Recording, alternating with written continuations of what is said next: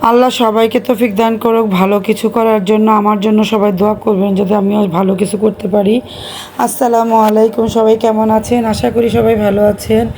আমিও আল্লাহর রহমতে ভালো আছি। প্রতিদিনের মতো নতুন একটি ভিডিও নিয়ে আপনাদের মাঝে হাজির হলাম।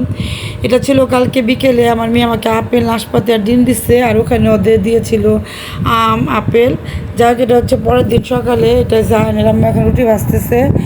আমি আর আমার মেয়ে আজকে একটু বাইরে যাবো। ভালো কাজ বলতে বোঝায় যে কোনো জিনিস আপনি একটা কিনেন না কেন, বা একটা পাতিলাই কিনেন বা একটা কাপড়ে কিনেন, দেখবেন একটা আনন্দ লাগে। যার যতটুকু সামর্থ্য অনুযায়ী যদি কেউ কাজ করে, সে জিনিসটা তার কাছে পারফেক্ট মনে হয়।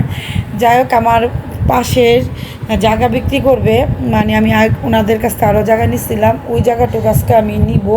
সেজন্য সকালে আমি আর আমার মেয়ে নাস্তা খেয়ে এখন চলে যাব। কারণ আমি সবসময় রিক্সা দিয়ে ঘুরতে ভালো লাগে। আপনাদের সময় কীরকম রাস্তাঘাট জ্যাম থাকে কি না কমেন্টে জানাবেন, কারণ সবসময় বাসার থেকে বেশি বের হই না।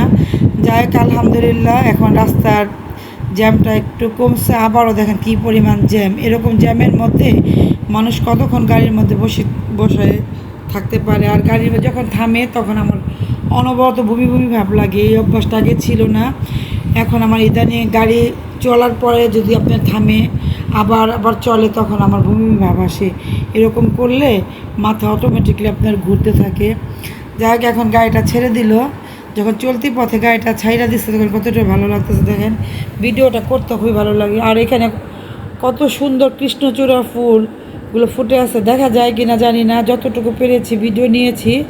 আর আকাশটা দেখেন অনেকটা আপনার কালো, আবার একদিক দিয়ে রোদ উঠতেছে। আমি যখন বাসার থেকে বেরোইছি তখন একটু হালকা আপনার কালো, আবার রোদ ছিল, মানে এতটা বৃষ্টি বৃষ্টি ভাব ছিল না, এতটা রৌদ্র ছিল না। যাক, এই যে এখন আমি আল্লাহ রাসুলের নামে রাস্তাঘাট ফাঁকা। এখন আমি যেতেছি। কিছু কিছু রাস্তাঘাটে জ্যাম থাকে না, আবার কিছু কিছু রাস্তাঘাটে প্রচুর পরিমাণ জ্যাম।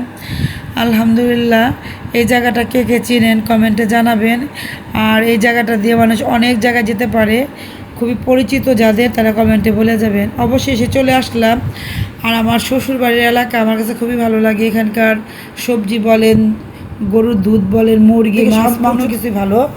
আলহামদুলিল্লাহ, আমি আমার কাজ শেষ করে আমি আমার বাসায় গেছিলাম। বাসার কাজ শেষ করে সবাইকে মিষ্টি মুখ করে আবার আল্লাহ রাসুলের নামে ঢাকার উদ্দেশ্যে রওনা দিলাম। তো যাই হোক, আপনাদের সাথে অনেক কথাই শেয়ার করলাম। তো সবাইকে মিষ্টি মুখ করে দিয়েছি। এখন বাসার জন্য তো কিছু নিতে হবে।